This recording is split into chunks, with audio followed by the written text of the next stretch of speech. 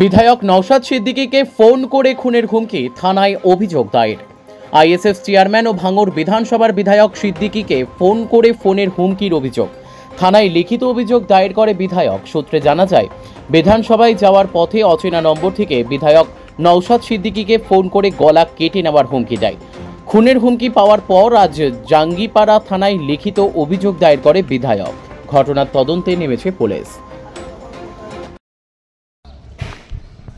3 তারিখ অর্থাৎ পরশু দিন বেলা 11টার দিকে আমার ফোনে একটি কল আসে।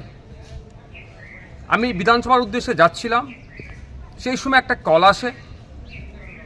কলটা রিসিভ করার পরে রীতিমতো আমাকে শাসানি দেওয়া হয়, আমাকে হুমকি দেওয়া হয়, আমাকে মেরে ফেলবে, আমাকে খুন করবে, আমার গলা কেটে নেবে, আমি কেন বাড়াবাড়ি করছি, আমি নাকি মমতা ব্যানার্জিকে হারাতে চাইছি, এই ধরনের একাধিক কথা বলে, যেটা আমাকে থ্রেট দেওয়া হয়, প্রাণনাশের হুমকি দেওয়া হয়।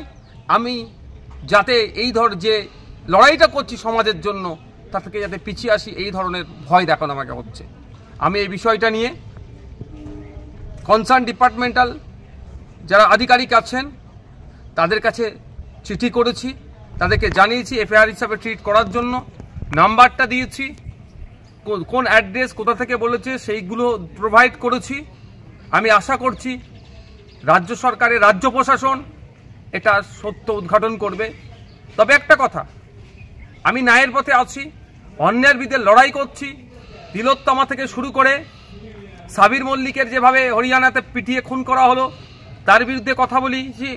আবু সিদ্দিক হালদার, শিকারি মোড়া, বিভিন্ন ইস্যুতে যেভাবে মাঠে ময়দানে লড়াই করছে এবং বিধানসভার মধ্যে কথা বলছি, অনেকের কি গাপ্ত দেওয়া হচ্ছে? আমাকে থ্রেট দেওয়া হচ্ছে? আমাকে কি চুপ করে যেতে বলা হচ্ছে? আমি সরাসরি এই মুহূর্তে বলবো না, কারণ আমাকে ওই বক্তব্যের মধ্যে বলেছে, যে ফোন করেছিল যে আমি নাকি মমতা ব্যানার্জির সাথে পাঙ্গা নিচ্ছি, যদি না পাঙ্গা নিয়ে বন্ধ করি তাহলে আমাকে গলা কেটে খুন করা হবে।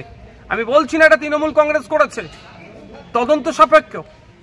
আমি এখনই বলে দিচ্ছি না যে তৃণমূল কংগ্রেস করেছে, তদন্ত সাপেক্ষ।